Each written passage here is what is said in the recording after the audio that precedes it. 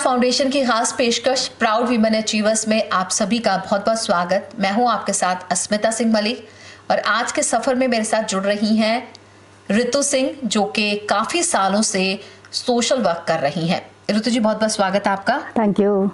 आप social activist हैं, कितने सालों से आप सोशल वर्क कर रही हैं?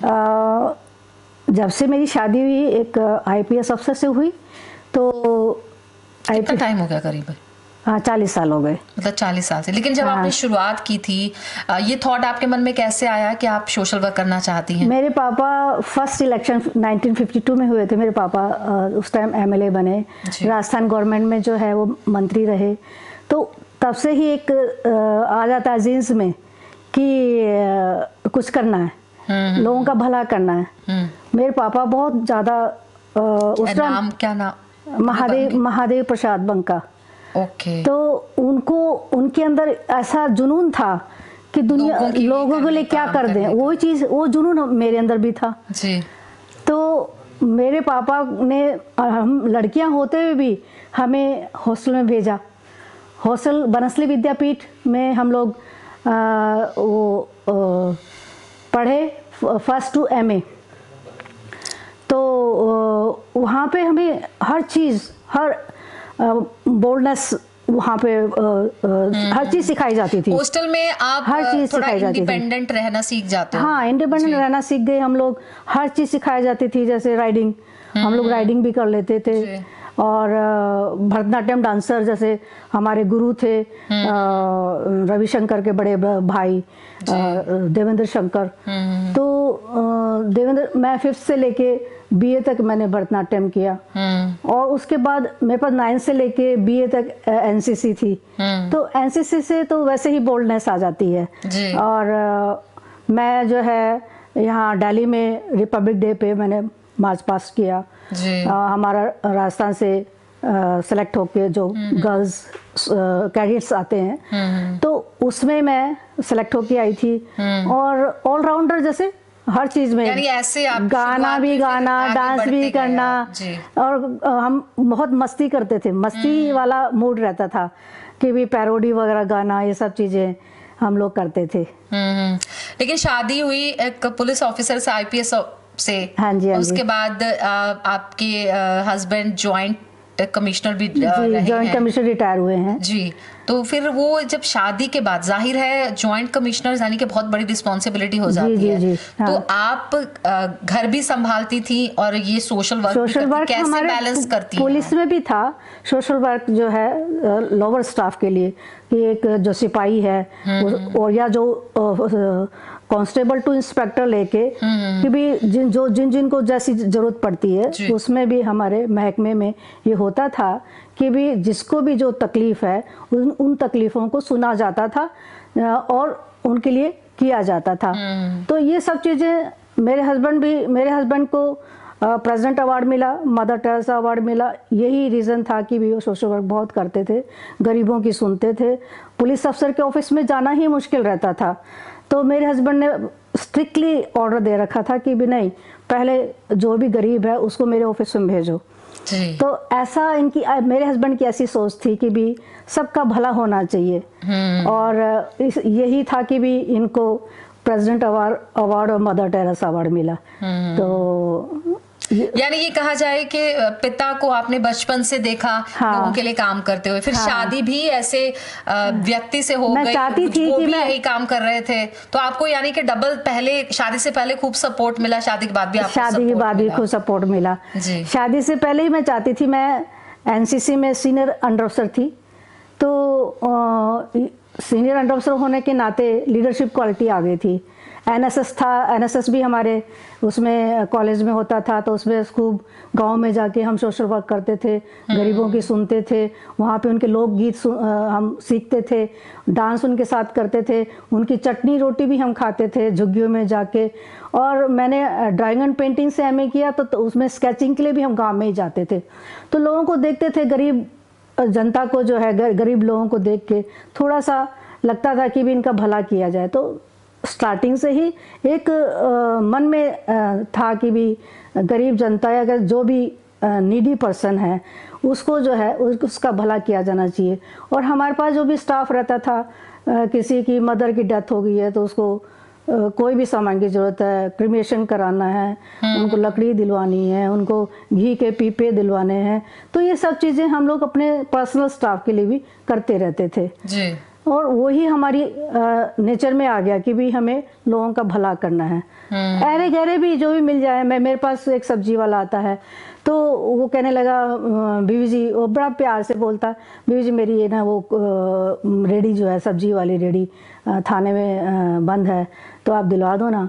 और जबकि मैं उसको जानती नहीं, बस क्योंकि आप नहीं जानती थी, वो आपको जानते होंगे क्योंकि आप लोगों के लिए कार्य करते हैं, लोगों की हेल्प करते हैं। मैं अपने हस्बैंड को कहती थी इसकी रेडी दिलवा दो, तो कोई भी ऐसे ही चलते फिरते, यानी ऐसे ही, क्योंकि जब आप लोगों के लिए काम करते हैं तो आपकी पहचान बन जाती है, तो सबकी उम्मीदें भी बंध जाती हैं फिर आपसे। तो आपको, लेकिन ये जो आप काम करती हैं अभी तक, आपने जितना भी सोशल वर्क किया है, थोड़ा थोड़ा उसके बारे में जानना चाहेंगे। क्या क्या काम किया आपने इसके अलावा? कोई खास, जैसे कहीं कैंप वगैरह भी लगाते हो आप? किसी तरह के कैंप भी लगाते हैं। कुछ बच्चे जो गरीब बच्चे हैं वो पढ़ नहीं पाते, उनको पढ़ाया भी जाता है। उनके घरों में जा जा के इकट्ठा करके, महिलाओं को इकट्ठा करके कुछ सिलाई सीखने के लिए उनका अरेंजमेंट किया जाता है। मेरी एक फ्रेंड है सुनीता गुदारा को आप जानती होंगी, मैराथन चैंपियन है। वो मेरे से जूनियर थी, वो बनसली विद्यापीठ में पढ़ती थी, तो उसका एक NGO है यहाँ पे कालका जी में। तो उसी के साथ उसको मैं कह देती हूँ कि भी सुनीता इसको ज़रा सिखा देना, ब्यूटिशियन का कोर्स करवा देना, या फिर इसको जो है टेलरिंग का कोर्स करा देना, या इस तरह से कुछ न कुछ जो लोग इस तरह के काम करते हैं उनसे भी हम लिंक बना के कनेक्शन रखते थे। ऋतु जी, जैसे आप लोगों के लिए काम करती हैं जो थोड़े कमजोर वर्ग के लोग हैं, यानी स्लम एरियाज में भी आप जाती हैं, आपको क्या लगता है कि उनकी लाइफ को थोड़ा और अपग्रेड करने के लिए सबसे पहला कदम क्या उठाया जाना चाहिए? सबसे पहला कदम तो क्या है कि गरीबी इतनी है हमारी, सबसे पहला कदम तो एक औरत को, एक लड़की को एजुकेशन देनी चाहिए। एजुकेशन देने से क्या है कि भी वो पढ़ेगी तो अपने परिवार को संभालेगी, अपने बच्चों को संभालेगी, अपनी जो लड़की है उसको भी पढ़ाएगी, और आगे जाके लड़कियों के लिए करना है। हमारे देश में लड़कियों को शुरू से ज़्यादा पढ़ाया नहीं जाता है और पढ़ाने पे ज़्यादा जोर देना चाहिए, जिससे कि लड़की अपने बूते पे खड़ी हो, क्योंकि गरीबी इतनी होती है, बिल्कुल, अपना कमा के खा सके जी। और पढ़ाई से बहुत कुछ आपकी सोच भी बदलती है, डेवलप होती है, अच्छी सोच बनती है, तो जाहिर है अच्छी सोच के साथ फिर आप वैसे ही कार्य करते हैं, आपका परिवार की भी आप सहायता कर सकते हैं आगे बढ़ने में। इसके अलावा और विमेन एम्पावरमेंट को लेकर आप क्या सोचती हैं? विमेन एम्पावरमेंट में देखिए, पढ़ाई बहुत जरूरी है, लेकिन इसके अलावा सपोर्ट की जब हम बात करते हैं, ज्यादातर हमने देखा है कि फैमिली सपोर्ट बहुत कम होता है। लड़कियों को जो माता पिता बड़ा करते हैं, पालते पोसते हैं, तो मतलब बहुत ज्यादा नहीं, लेकिन कई जगह ऐसे देखा जाता है, उनका एक ही एम होता है कि अच्छे घर में रिश्ता हो जाए, अच्छे लड़के से शादी हो जाए। क्योंकि अगर लड़की करियर परस्यू करना चाहती है तो बहुत सारी कई बार माँ बाप उसका साथ नहीं देते हैं, तो ऐसे में आप उनके लिए क्या कहना चाहेंगी? साथ देना चाहिए, माँ बाप को साथ देना चाहिए, जब तक वो अपने उस पे मुकाम पे ना जाए, उसको हर तरह से उसको फैसिलिटी दें और आगे बढ़ाने की कोशिश करनी चाहिए। जैसे हम अपने 5 बहनें थे, तो मेरे पिताजी, हम उस टाइम में सन 55 में मेरे पिताजी ने मेरी सिस्टर को हॉस्टल में डाला था। तो उनकी एक इच्छा थी कि लड़कियों को भी पढ़ाना चाहिए। हमें लड़का और लड़की में फ़र्क नहीं रखा गया, तो ये सब जगह की भी लड़की भी बहुत कुछ कर सकती है पढ़ने के बाद। अब देखिए कल्पना चावला जो है स्पेस में गई, तो ऐसा नहीं है कि नहीं, हर वर्ग में हमने देखा है कि मौका मिलता है अगर लड़कियों को, तो जाहिर है वो बहुत अच्छा परफॉर्म करती हैं और बहुत सारे नाम है हमारे पास गिनने के लिए अगर फीमेल्स की बात। लेकिन इसके बावजूद कुछ हमारे समाज की शायद रिस्ट्रिक्शंस है, और पहले से काफी सुधार आया है, उम्मीद करते हैं कि और सुधार आएगा और अच्छा आना चाहिए। और ये आपने सही कहा कि एजुकेशन एक बहुत इंपॉर्टेंट चीज है, क्योंकि अगर एक लड़की एजुकेटेड होती है तो पूरा घर एजुकेटेड माना जाएगा, ये कहा जाता है। वुमेन एम्पावरमेंट अभी हमारा जो है अभी शुरू हुआ है, जिसमें नरेश मुदगल जी मैडम है। मैं यही आपसे जानना चाह रही थी, आप वेटरन्स इंडिया का पार्ट बन रही हाँ, हैं, मैं भी नारी सेना में मैं भी। आप मतलब उसके साथ क्यों जुड़ी हैं, आप किस सोच के साथ जुड़ी हैं? उसमें यही कि भी हम औरत एक शक्ति है, उसको हमें और आगे बढ़ाना है। औरतों के लिए हमें बहुत कुछ करना है, जैसे इसमें राज्यसभा में जाएं, लोकसभा में जाएं, पॉलिटिक्स में आए। ऐसा नहीं है कि पुरुष से कम नहीं है औरत। तो हमें मुझे जो है नरेश मुदगल जी इस प्लेटफॉर्म पे लेके आई, मैं उनका बहुत बहुत धन्यवाद देती हूँ। और वो बहुत अच्छी हैं नरेश जी, और वो हमें इतना सपोर्ट करती हैं, और खूब हमें उनके साथ कहीं भी हम कोई सोशल वर्क करते हैं तो हमें बहुत अच्छा लगता है। रितु जी, आप सोशल वर्क भी करती हैं, घर भी संभालती हैं, इसके अलावा अगर आप जो अपने लिए आपका वक्त होता है, अगर कुछ निकलता है तो आप उसमें क्या करती हैं? उसमें हुआ ये कि भी जब बच्चे स्कूल जाने लग गए तो मेरे हस्बैंड ने तुगलकाबाद जो करनी सिंह शूटिंग रेंज है उसका मेंबर बना दिया, तो मैं शूटिंग करने लग गई। तो पहले हमने दिल्ली स्टेट में पार्टिसिपेट किया, फिर उसमें मेरे को गोल्ड मेडल मिला। गोल्ड मेडल मिलने के बाद मैं अहमदाबाद नेशनल में जाने लग गई। तो इस तरह मैं नेशनल में पार्टिसिपेट करने लग गई। साथ के साथ ही जब मेरा इसमें शूटिंग में टाइम कम पास नहीं होता था, तो पूरा एक साल में जो है 2 बार स्टेट और नेशनल में हमें जाना पड़ता था। तो उसके बाद जो टाइम मिलता था उसमें मैंने डिप्लोमा किया लाइट म्यूज़िक में। तो मैं रेडियो सिंगर भी रही, तो उसमें मैंने जो है मेरी कैसेट भी निकली 2002 में, मेरी कैसेट निकली हुई है। तो एक गाना मैं कृष्ण का भजन मैं सुनाऊंगी। तुम बिन मोरी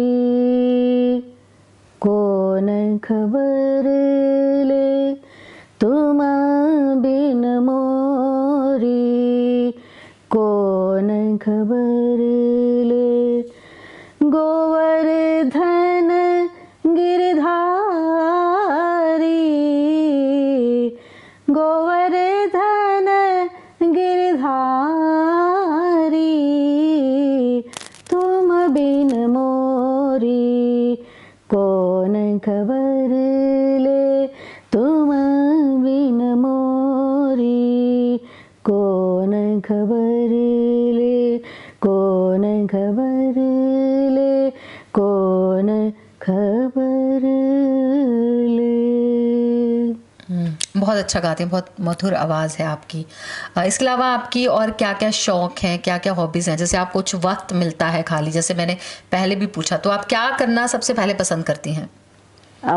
एक्चुअली क्या है कि हॉस्टल में रहते रहते हमने खाना बनाना नहीं सीखा था, तो वो शादी के बाद ही मैंने खाना बनाना सीखा। जब भी मौका मिलता था कि बच्चे को ये खिलाना है वो खिलाना है, मेरे हस्बैंड भी खाने के शौकीन थे, तो मैं ज़्यादातर फिर किचन में जाने लग गई।